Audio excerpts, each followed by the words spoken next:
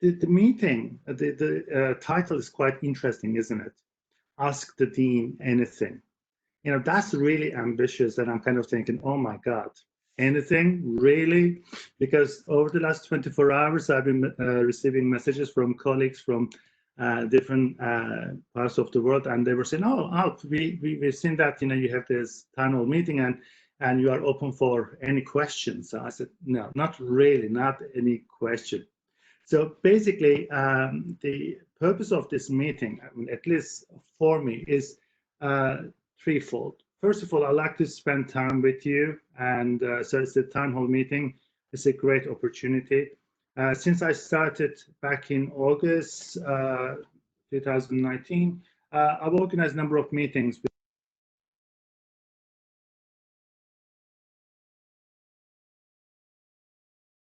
I was kind of thinking that even under the current circumstances, we can continue with that tradition, and let's have a kind of a meeting, even if it is virtual.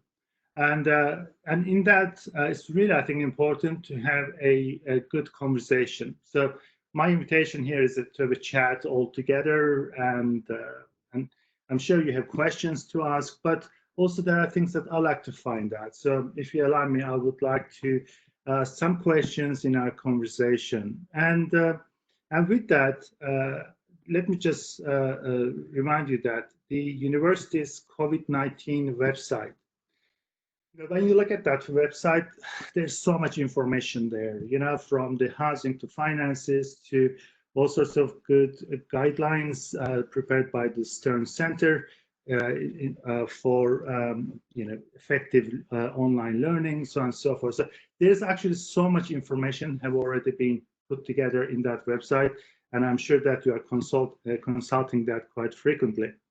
And also, I know that you've been receiving messages from left to right, from the university, from the school, from me, from Julie, from your program directors. I know it's kind of like a bombardment of information, but let's face it, in a very short span of time, we've had to change so much in terms of the way we teach and learn and operate. So basically, in like any crisis management, that kind of communication is really important. But in this meeting, I'm hoping that we can actually sort of put some of those on the table and just sort of look at them a little bit more closely. So it would be really fantastic in our conversation if we are able to talk about what's been working for you in terms of online learning experience. So this is really important considering that in the spring semester, this semester, online teaching has arrived as an alternative because of the circumstances. But now we know that we'll continue with this in the summer term. So the teaching will be online in summer too. So basically, we really have to learn from our lessons and our experience in the spring semester so that we can actually move to the next phase of better quality online teaching in the summer term. So it's really important to know what works for you so we can build on it. But also, please let me know in this conversation what could be done better, in terms of improving our practice. And also, I'd like to know a little bit about whether or not our communication is working. So in terms of the content and also the modes of delivery. So we've been trying different ways of communicating with you. So I would really appreciate if some of our conversation can focus on that too, so that I can have a better idea, what's working and what's not working in terms of our communication. Also, in terms of my introductory remarks, I'd like to just point out that as the university and the Carter School, we've been monitoring the situation really closely. In every decision that the university has made so far, from grading to the different modes of teaching, or whether or not we should organize events and when we should start that, in the summer or in the fall, lots of decisions that we need to bear in mind. But in all that, I just want to really point out that, first of all, let's remember that we are responding to an unprecedented pandemic. So much to do in a very short span of time in terms of change. And also the situation is really fluid. It's changing almost constantly, day by day. And each decision that we make obviously affects the lives of up to 35,000 students, as well as many staff and faculty. So the university and as the Carter School, we are trying to be really careful in terms of, decisions are made so that, like any decision, there are certain, unforeseen consequences with that. We are trying to reduce them as much as possible, but also we are trying to be as effective as possible so that we can provide the highest the learning experience as possible, even under the current circumstances. So I think it's really important. And also, as another point, and it's going to be my last, so that we can really start our conversation, and that is the importance of solidarity. And I put this issue in our conversation through different communication earlier, but I think it's really important. And I think one of the good examples of this has been the Patriots Helping Patriots campaign on 2nd of April. I'm so proud of the fact that on that day, the university has managed to raise over $130,000. And the university has so far spent over $700,000 in order to meet the emergency, the needs of around, I think, 630 students. So obviously, this is only the starting point, and there are still needs that we need to address. But what this really shows that is the sense of solidarity is so important, and we can do so much for each other. And I think a town hall meeting like this is part of that, so that we can actually share our good practices and learn from each other and really start a good sense of community amongst ourselves. So I think this is really a great opportunity and to do this today with you. And I'm not on my own, so it's really great that a number of faculty and staff have joined me. You will see their names in the panelists. So basically, myself and the Associate Dean Julie Shedd will be responding to questions mainly, but there may be some questions that we may be referring to our program directors. Dr. Agnieszka Paczynska is here, our master's degree program director. Terence Lyons is here. He can respond to questions around PhD program. And Dr. Mara Shoni is here, our undergraduate program director. I'm looking at the list. Charis Cardenas is here. She is the graduate program student services director. We have Jane Walker. She's our undergraduate program student services director, and also our student advisors, our wonderful student advisors, Christy and Christy Jones, and also Leslie Durham. So basically, if I don't know whether I missed anybody, but we are in full force here in terms of responding your questions as effectively as possible. And with that note, now I'm going to just turn to Julie to give us a little bit kind of context in terms of how to run this meeting. So thank you, Julie, over to you.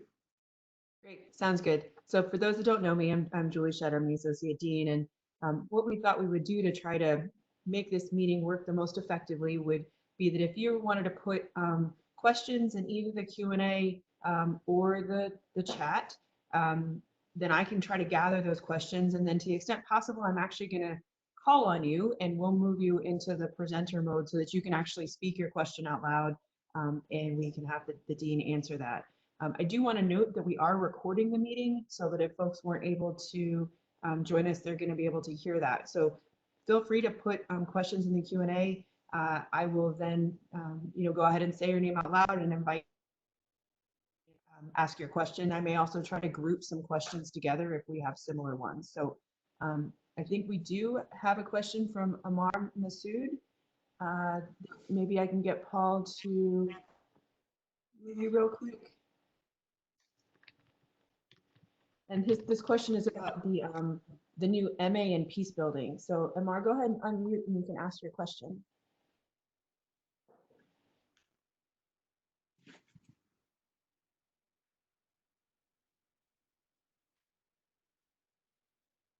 I'll go ahead and ask it just so that we can move. So the question is the new MA in Peace Building also going to be online like the MS is in Conflict Analysis and Resolution? And then which concentration focuses on stability operations? Would that be the new Peace Building concentration?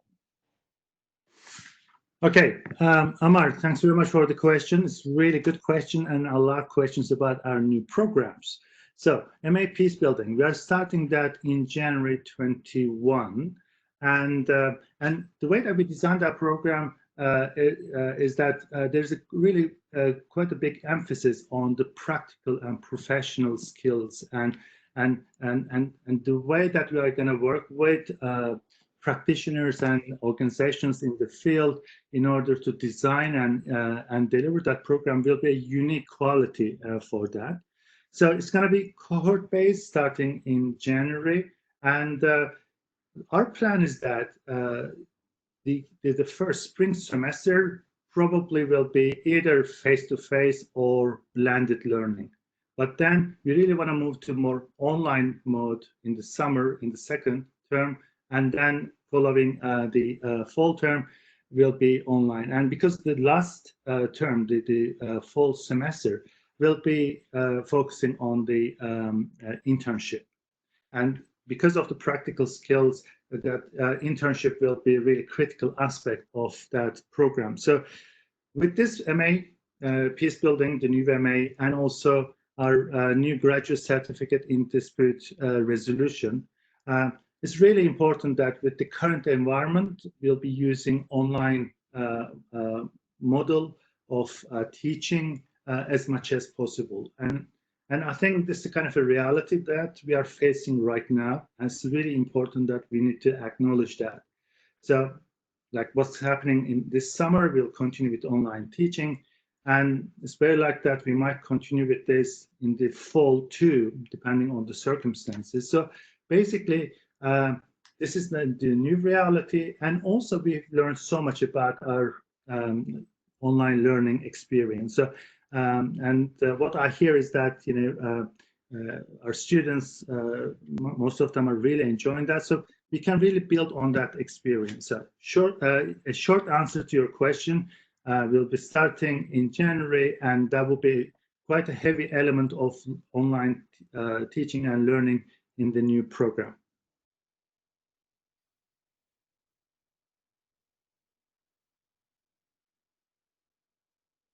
Julie, shall we move to the next question? I do. Yep, we have another question that is from Israel Nayadera, which I sounds like is probably a prospective student interested in something around our PhD program. So let's see if we can.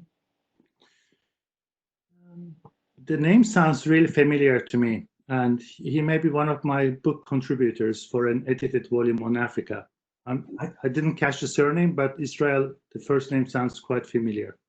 So the question is around what makes an ideal PhD student for our program? Right. Okay. There are a number of qualities, so if Terence is available, he can talk about this too. But from my perspective, I think the ideal PhD student really needs to come with bags of curiosity, really that passion of exploration, investigation, and having that really stamina to continue a research project for a number of years. So this is not really for lighthearted. A PhD process is really demanding, and those who've gone through that know this really well. But enthusiasm really plays a significant role. So choosing your subject, your area of focus is so important. And just let's bear in mind that whatever subject you'll be choosing will be your area of expertise for a long time. So you've got to get that right. And also you need to choose a subject that would base on your strengths and gives you that stimulus of exploration. And then you can actually expand on it as part of an academic career, right? So these are really sort of nuances that you need to sort of appreciate in deciding, your subject. But as a student, as a researcher, passion for exploration and investigation is really important. Stamina is really important. I mean, it's not only the brain power, but also the soul power, in a way that you got to sort of really click on that subject and work on that.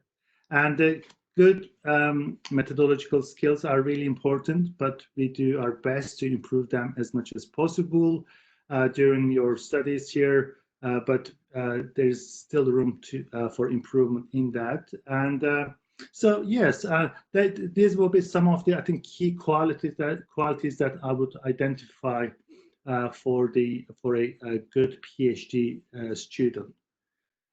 Terence, would you like to come in here and just to sort of share your experience as the director of the PhD program? Just to say one thing. First of all, I'm happy to virtually see so many people, and I hope you're all staying safe and healthy. I agree completely with the Dean's statement about kind of a commitment and a stamina. I would also say that for those who are thinking of applying, one of the key elements is your personal statement. I mean, your CV is what your CV is, and your grades are what your grades are. The thing you can do something about is your personal statement. And I think what works best on that, and also because it signals who are generally successful doctoral students, is to have some idea, solid idea of what you want to do, what your project is, but also an openness to learn on that subject, to recognize that what you need to, the reason why you want to come to the PhD program is to get the theoretical insights, the methodological training, the mentoring by faculty, so that you can better understand this puzzle that has been, bothering you or on your mind for quite some time. Yeah, thank you.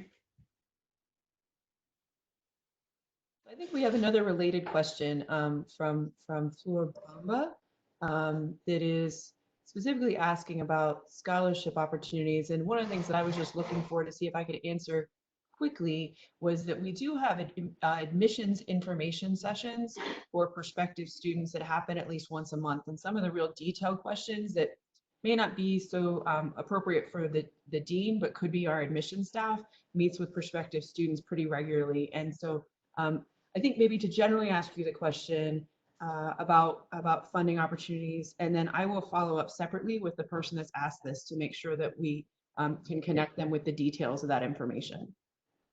Well, for PhDs, we have some funding opportunities. They are limited, they are very competitive, and but it's good news that we do have some, and they're advertised in our website. And as Julie pointed out, by getting in touch with us, we can actually let you know about the timetable for the PhD scholarship application process. And it's a rigorous process. We get so many applications for that. But when I did my PhD, that was one of the issues that I had to overcome myself, and I know how significant that is. And I could only find a partial scholarship, and I had to work for the rest of the time. And I think it's a reality for many PhD students, and I really feel the circumstances that they are going through. It's never easy, because for a long period of time one needs to sustain their lives. But as dean, one of the priorities that I have is to raise funds as much as possible. So bring in new donors to the school with scholarship opportunities. So for example, very recently, only 2 weeks ago, we secured extra $500,000 for 12 MA scholarships that will start this fall. So that will be scholarships available for 3-4 students each year. So that's what we do as much as possible to find scholarship opportunities for our masters and PhD. It's never enough, and but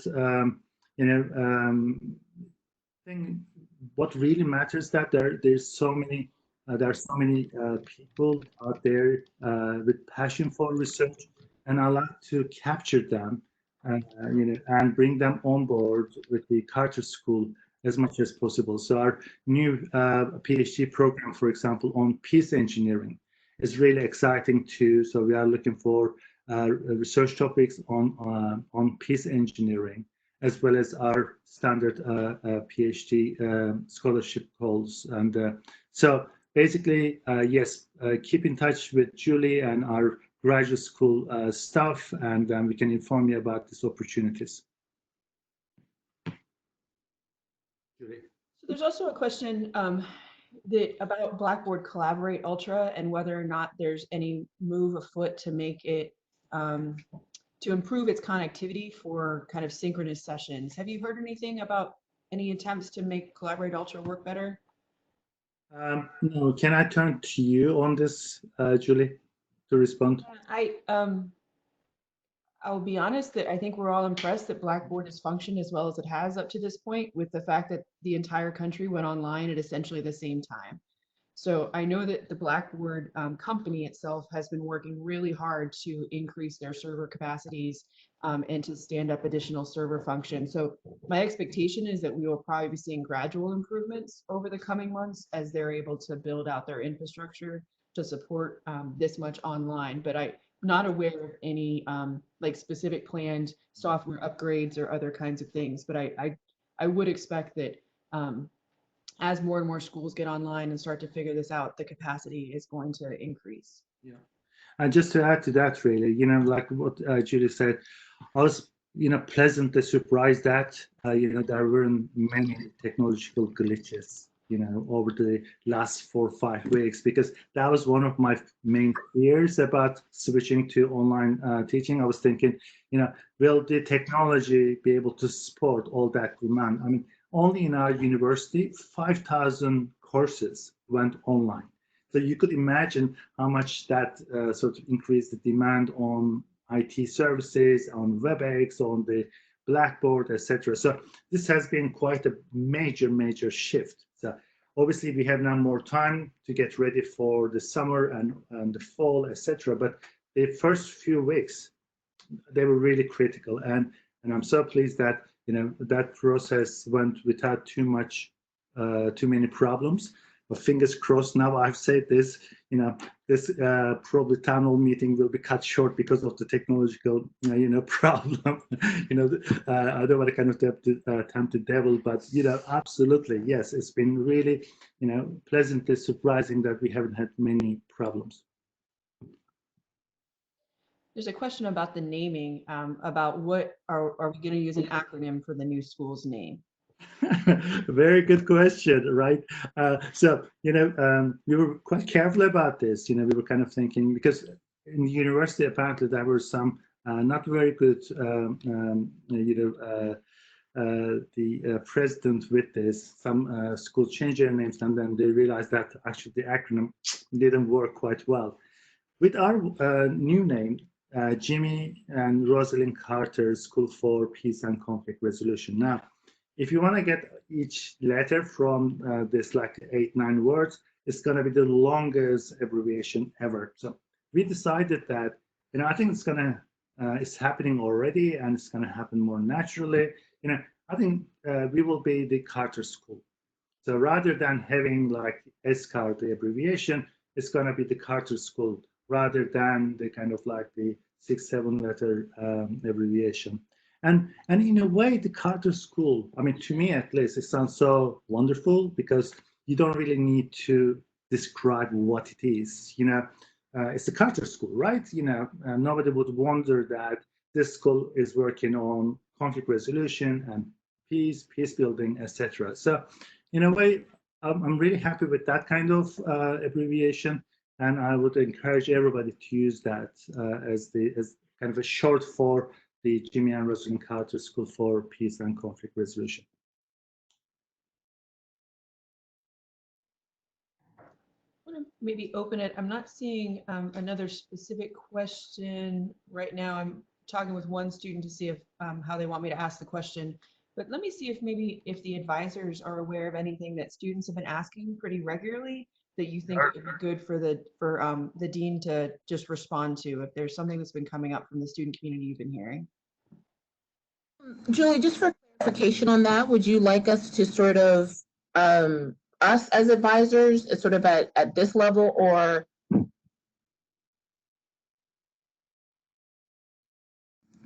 is what is me going ahead appropriate?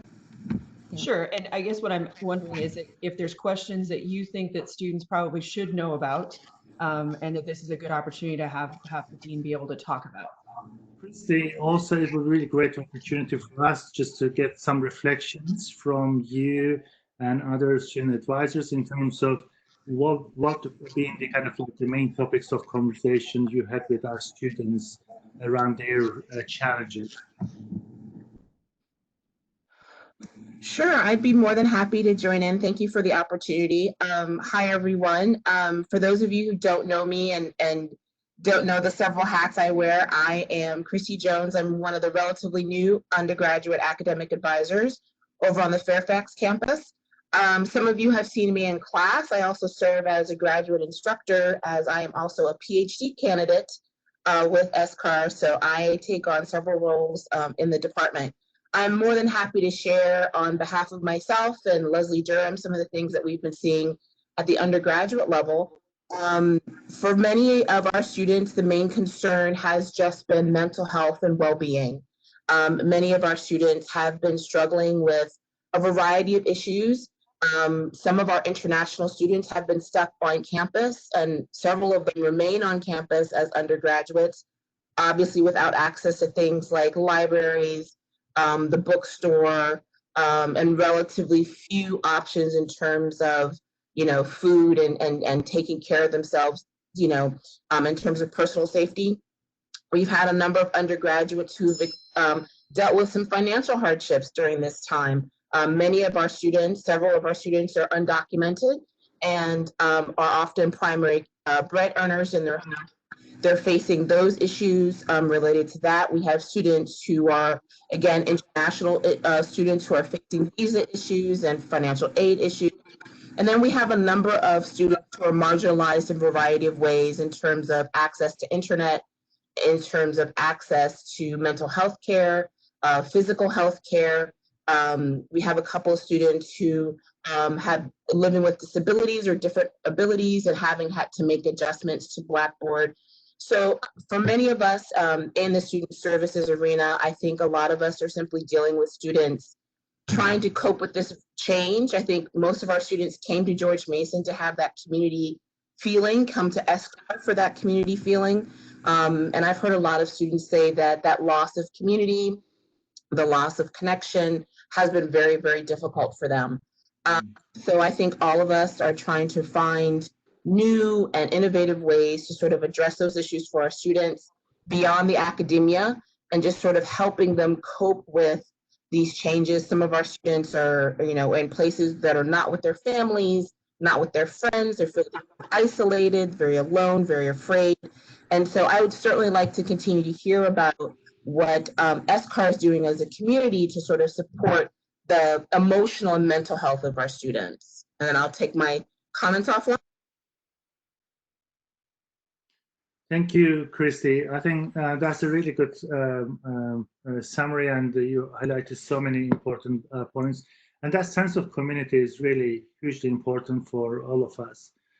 So the pandemic has affected us, all of us, but in different ways. So we obviously have different needs because of this, and but one I think particular commonality is the emotional and the emotional support and the sense of community that we need in times of crisis.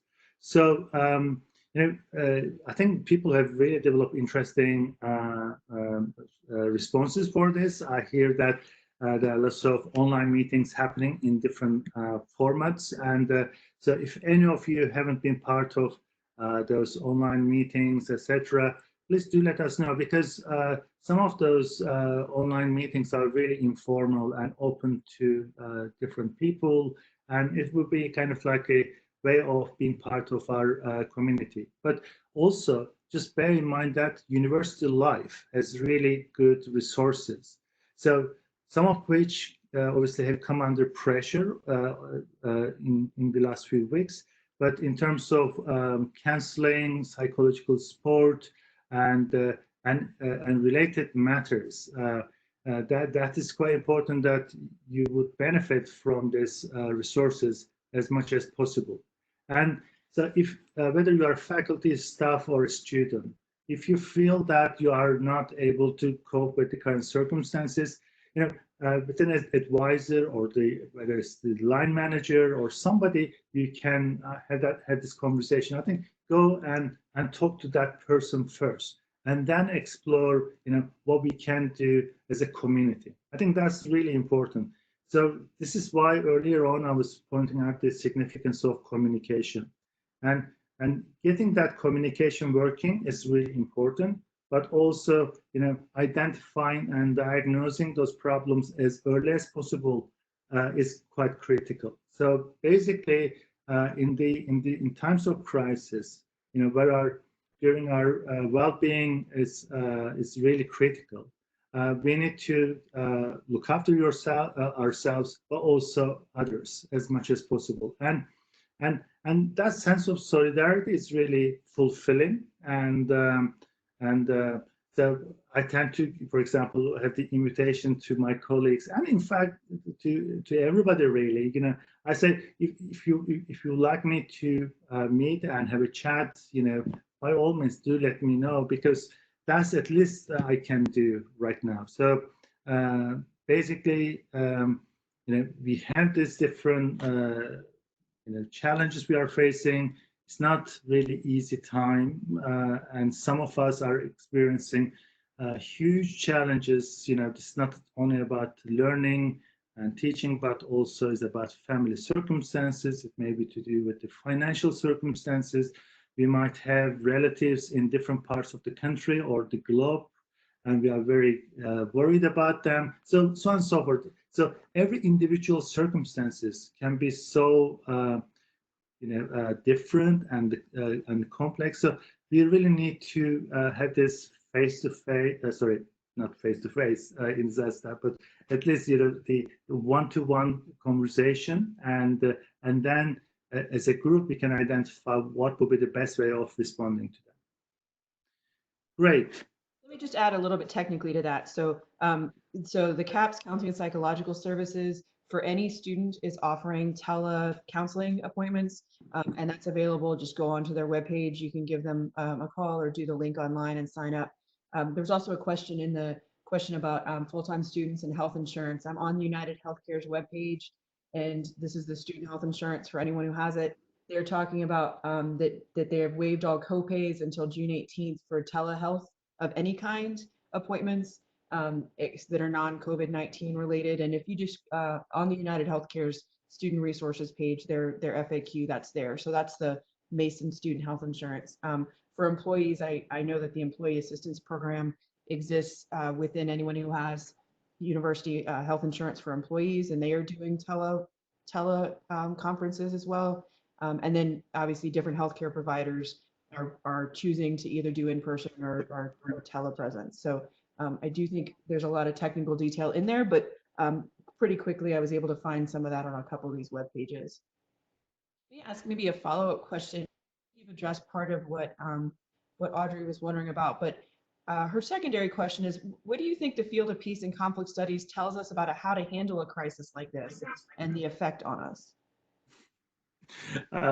Well, I think the field of peace and conflict studies tell us that, how not to do this in many countries.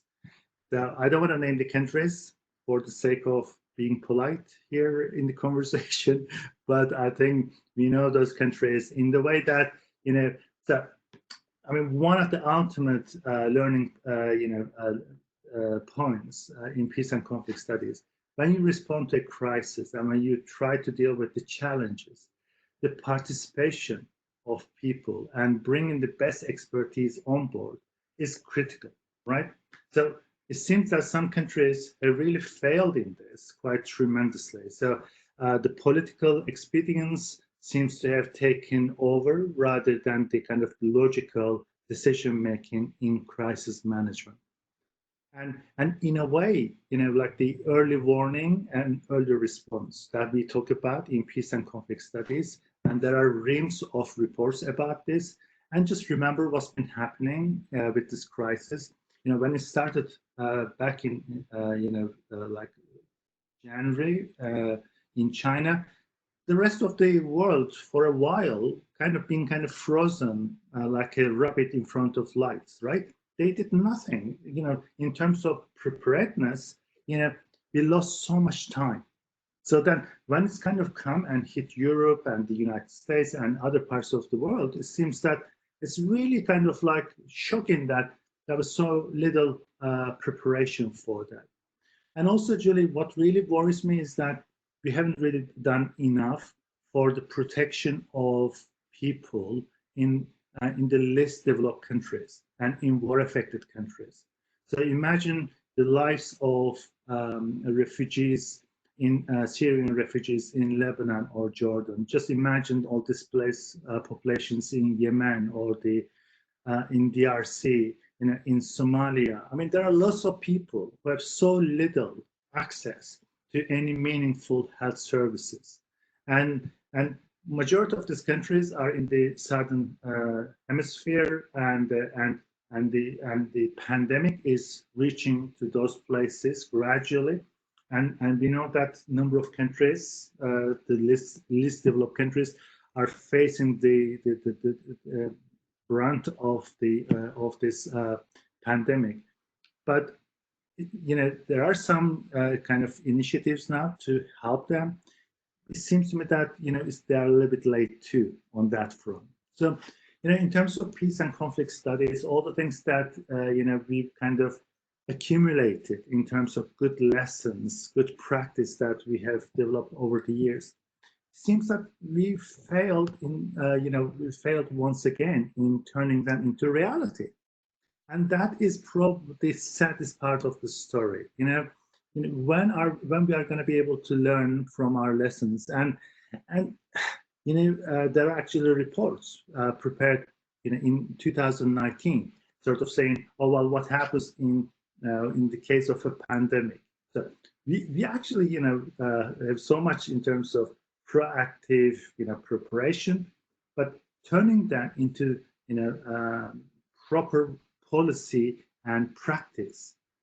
The political expediency seems to be the critical factor, and the creating this bottlenecks in many countries. From Iran to Italy, from the United States, and in many parts of the world. That I think that's one of the reasons why we've been suffering so much in this pandemic to some extent. I've asked Emily Sample, who's a PhD student. She had a question, so I'm going to ask her to go ahead and unmute and ask it herself. Sure. Hi there. Hi, Emily. I'm a PhD candidate, and I've been off campus for about a year. So I've been doing all of my communication via email. And I'm sure the faculty is even more overwhelmed with email than I am. So a lot of response times have been really long. So there are time-sensitive questions about things like comps or getting dates for dissertation or for proposal defenses or that kind of stuff that have kind of fallen through the cracks. And I wonder if there is a better way to communicate with our professors or with each other, and making sure that some of these things are not getting dropped, but also not feel like the students are nagging the professors, because I feel like their inbox are I'm sure crazy. So just asking about communication, I guess. Thank you very much, Emily, and thanks for bringing this point to my attention. And it's a really important one. And I think this really calls us to sort of look at our and systems of communication, kind of like we tend to perhaps focus on to impart the information to our constituencies, but now it seems that what I understand from your question, we need to improve our practice in terms of how we receive the communication and the response time to the communication, right? So one of the first things we can do is that after this conversation of this town hall meeting, could I ask you to send a message to me and Cherise, please, Cherise Cardenas, and just to outline what those issues have been, so that we can have a better understanding of them.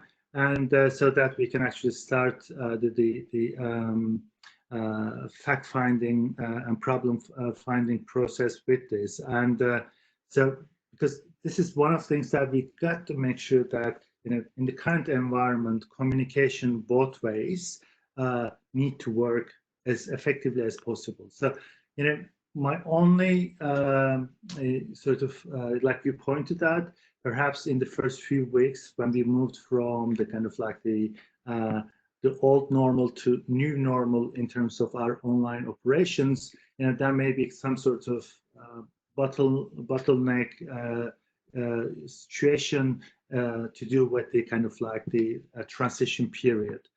But clearly, it sounds like we need to do something about that. So thanks very much for bringing this point to my attention. Please send a message to me and share this, and we can take it from there. Thank you. Thanks. I think there's a little bit of a related question, and I'm just going to paraphrase a little bit to have this be a brief answer. But we have PhD students who are looking at doing summer and potentially winter comps that have concerns about having access to libraries and other materials they might need for their comps. Do you have any updates? Have you heard anything about access to resources? Well, in terms of the access to resources over the summer and the library, we don't have any new information apart from what's being kind of circulated at the moment. But May will be quite a critical period in terms of making new sets of decisions. So, for example, we know that obviously the teaching will be online in the summer, but also almost all events will be banned until, don't take my word for this, but it's very likely that until early August, I don't think we'll be organizing any events, university-sponsored events, right? So the university tends to sort of take the X-ray of the forthcoming period in sort of 2 to 3 month periods. And so May, we will be able to make more decisions on this. And but depending on the circumstances, like how the pandemic is kind of shaping up and the prospects with the kind of vaccination and all that kind of thing, then it will define what we will be doing in the summer and also fall semesters. I think these are kind of like some of the points that we are looking at. But at the same time, I know that it's not exactly what was being asked, but let me just take this as an opportunity to say that, for example, with the fall semester, there are different scenarios that we are looking into at the moment.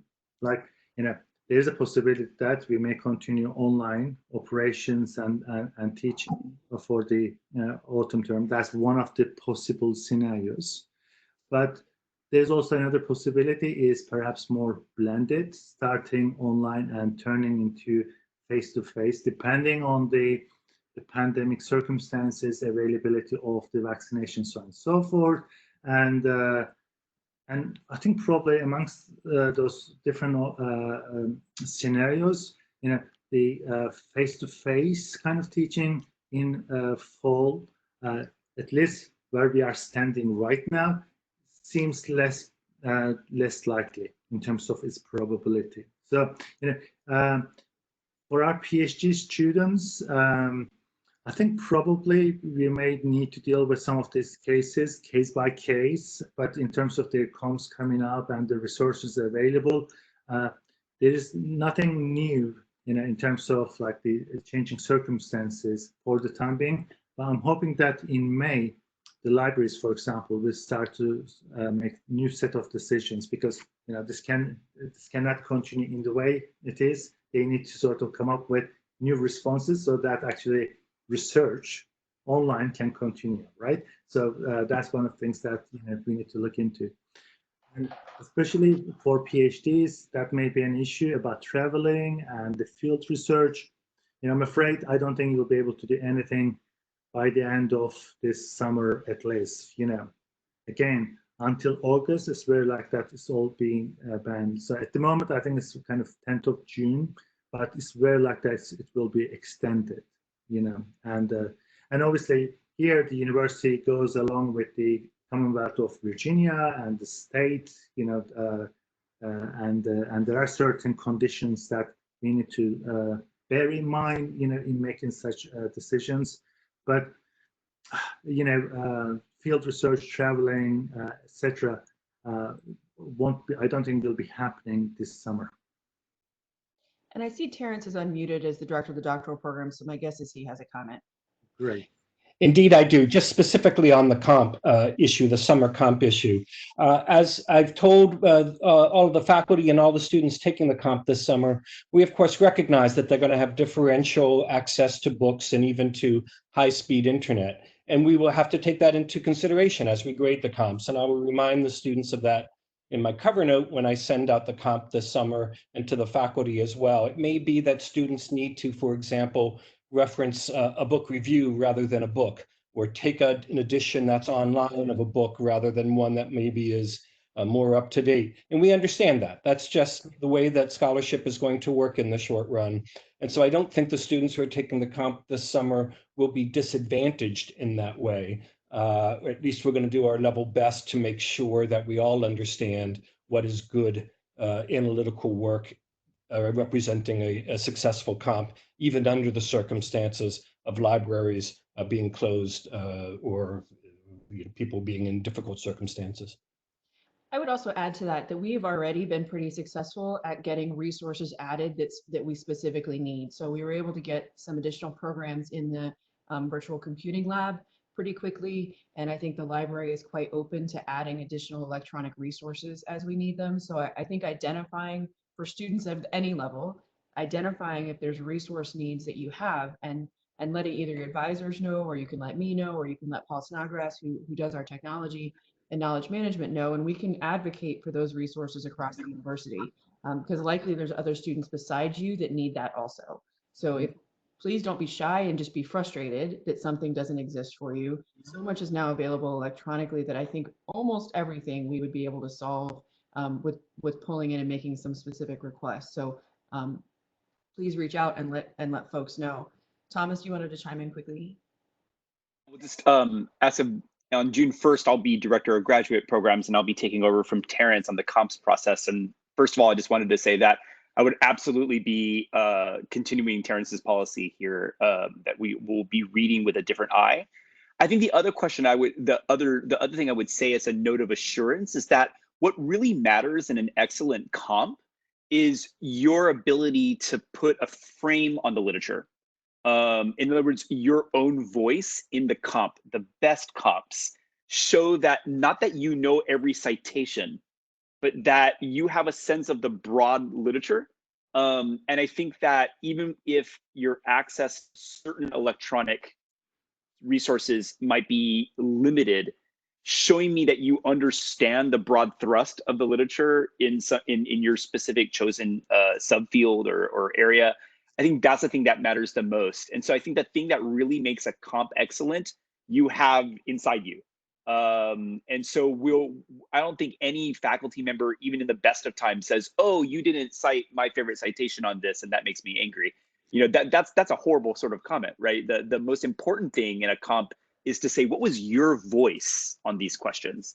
And that you've got inside you, and we don't even need the internet for that, right? And so I would just give you that note of assurance as well for any PhD student who's writing the summer or beyond. And also that I also very much second Terrence's comment about reading with a little bit of a different eye when we read these comps. So I'm going to switch gears for a minute to something a little more practical. We've had John Casey, who is finishing an undergrad program, has been waiting for a while for a question around that. John, do you want to unmute and ask your question? Yeah, so I know with everything going on in the changing environment, we're not sure how long COVID-19 is going to last. I was curious to see kind of what the graduation for spring of 2020 would kind of look like. Would it be like an alternative date? Would they be graduating with the summer class? Would they be pushing it towards fall of 2020 graduation? Just to kind of get like an idea of like possibly what the future might look like for undergraduates, masters, and PhDs. John, I'm afraid class 2020 The graduation won't be like, another years. And this is so unfortunate. And I know that after so many years of studying, being part of life here, we would have loved to celebrate the graduation of our undergrad, master's, and PhD students like we always do. Now, in the current circumstances, there are no alternative dates set, and in fact, we are looking at the alternative ways of doing that. So it's going to be most likely to be online, and but the university is now looking at how that would look like, and they will try to make this as celebratory as possible, and I think that's really important. But I think, yeah, this year graduation, that is not the ideal. I'm afraid that is gonna be somehow, yeah, online, and we'll celebrate it, but not the face to face. And we are trying to, the university is looking at some software that will allow for that virtual graduation, and we are trying to actually do a virtual celebration for SCAR as well, like we would have done in person. So there's more to come, and that's actually a set of decisions that's kind of happening right now. So I think there'll be some formal announcements about how graduation is going to happen in the next few days.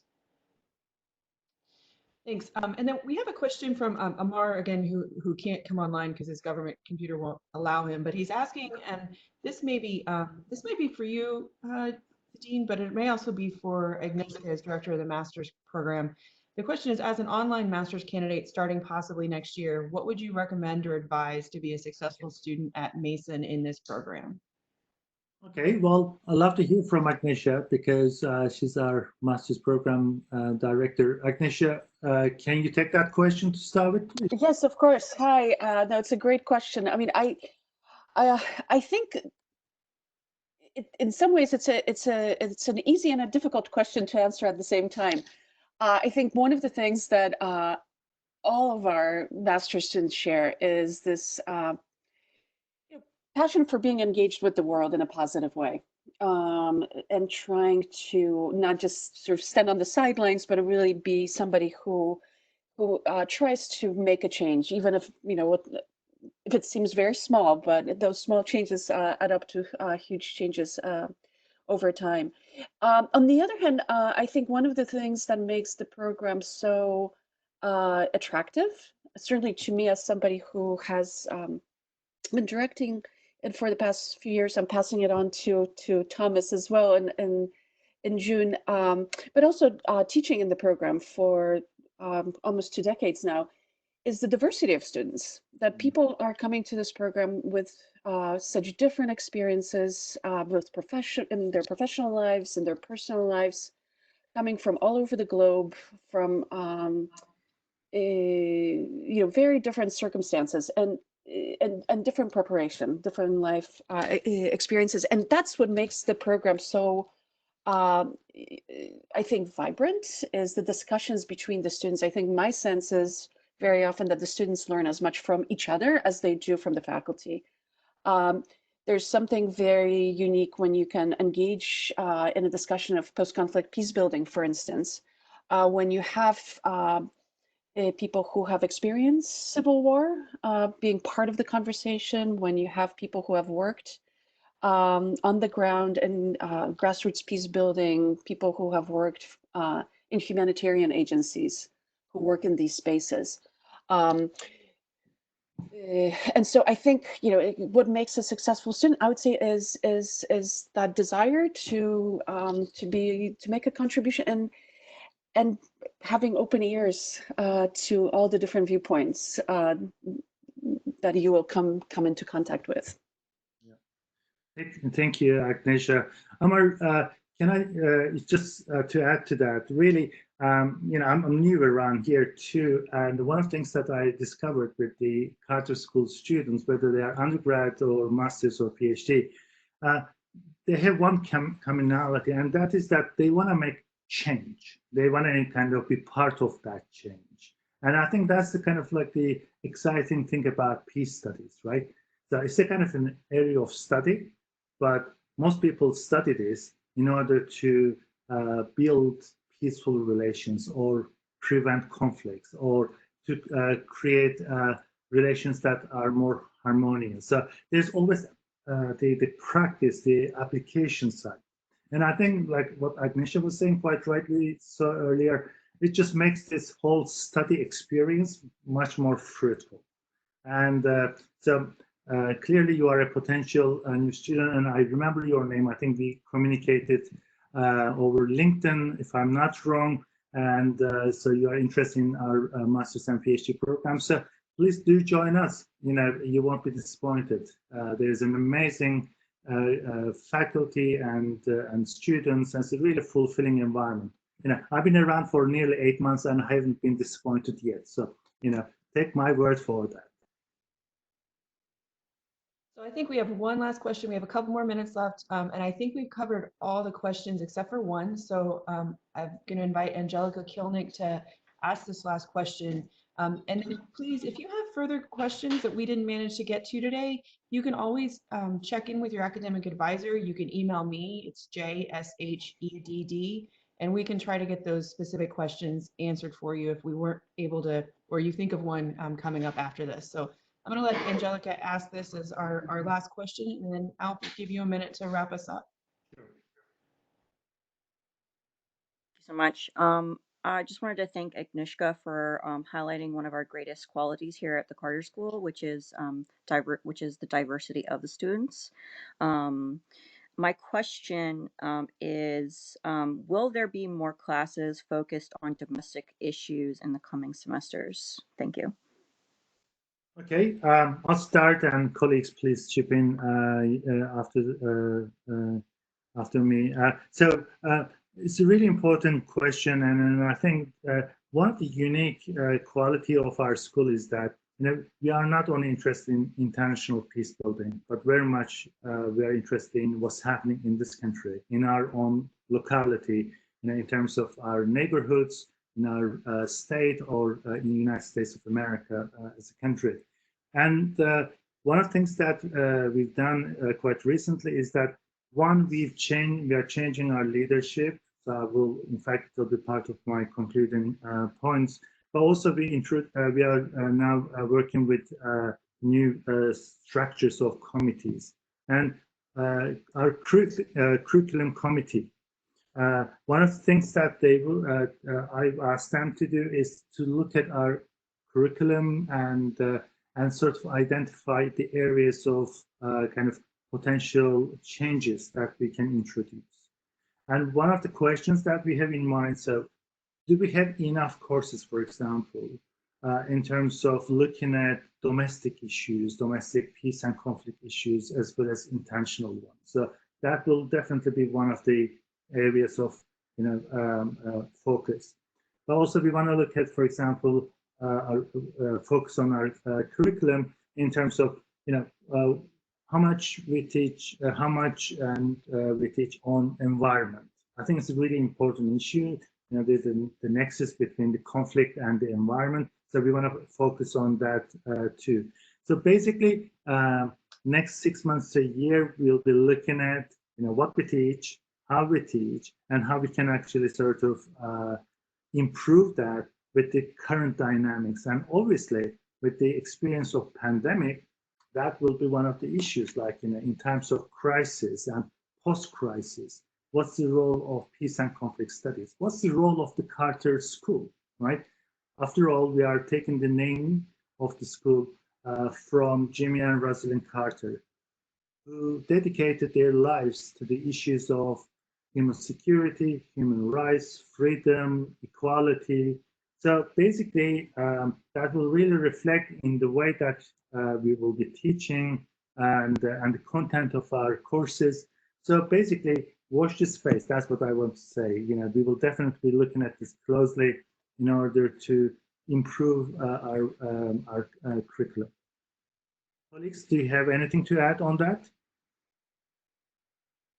Maybe just add that we are rolling out next January a program on contemporary dispute resolution, which is really going to be focused mainly in the US on how we do everyday conflict better, particularly within organizations and offices and roles that are not focused, that their title isn't conflict, right? But that they're doing conflict all the time. And so that program is going to be really focusing on helping people in those roles have skills and abilities to use some of the conflict resolution techniques and practices that we have. And I think that there's going to be some synergies around that for students who are in our other programs as well, who have the ability to work with people who are professionals locally, doing a lot of very local, in-depth conflict with which includes all of the different races, all the different issues around race and ethnicity and poverty and everything that we know that we're dealing with domestically. Do you mind if I jump into, I'd like to put in a plug for some of the centers and programs and the various centers we have attached to SCAR that are doing great work in this area. You know, I'm attached to John Mitchell program, John Mitchell Jr. program that's looking at history, public history and issues around race. I know that some of the work that some of the other fellows and postdoctoral scholars are doing at various centers, at the Mary Hawk Reconciliation Center.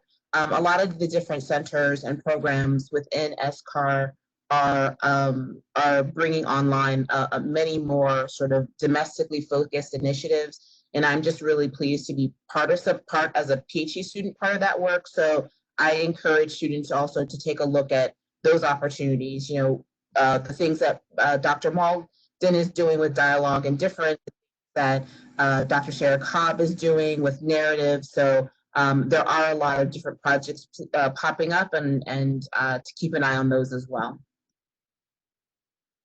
Thank you, Chrissy. And Julie? I think that's it. There's one more question about the Malta program that I'll check in, Claire, with you specifically about that. So I think we've gotten through the questions other than that one, and I'll follow that one up with Claire. So if you had any concluding remarks. Right. Well, my concluding remarks to start with, really to thank you to be part of this town hall meeting. I have, I would say, good experience to all of you, and I'd like to continue with this. You know, if you think that's a good idea, perhaps we can do this, you know, once a month or that kind of thing, because it's a really good practice, you know, just being able to have a conversation like this. So do let us know whether you would like to have another one in May. And also, I'd like to take this opportunity to thank Agnieszka and Terence. You know, it's not quite yet. They will be our master's and PhD program directors until 1st of June. And then those two portfolios will emerge as the graduate program, and that will be led by our colleague Thomas Flores afterwards. But Agnieszka and Terence have been doing a fantastic job with those two programs, and you heard from them in this conversation. And I think after so many years, they are now ready just to take the kind of a backseat a little bit and focus on their research. And I can't see their faces right now, but I'm sure they are smiling because I know they are ready for this. And I'd like to welcome Thomas as our new graduate program director, and also Mara Shoni. She will continue as our undergraduate program director for the next 3 years. So these are all wonderful developments in the school. We have new faces joining the dean's office for the directors of those new programs, and also there will be a couple of other initiatives happening, and but I want to get back to you on them through my Dean's Friday message communication, and because we really are going back to business as usual as much as possible, because with the name change and that process of rebranding and renaming as the Carter School, so much really happening, and this is why you've been receiving messages from myself and my colleagues to be part of this process. So really, this is my final point and my last request. Please be part of this process. It's so exciting, to rename our school after two unique individuals, Jimmy and Rosalynn Carter, and in that process we can do so much, and to get your voices, your input in this process will be wonderful. So, and with that note, thank you so much for joining us today in the town hall meeting, and keep safe, keep well, because that's the most important thing. Let's face it, our well-being, and just sort of say that we are here. Whenever you have an issue or problem, please do let us know. Julie, myself, your program directors, your program advisors, your faculty, you'll find people who are willing to help you in those difficult times. So thank you so much, and hopefully see you in May. Thank you. Bye-bye, everybody.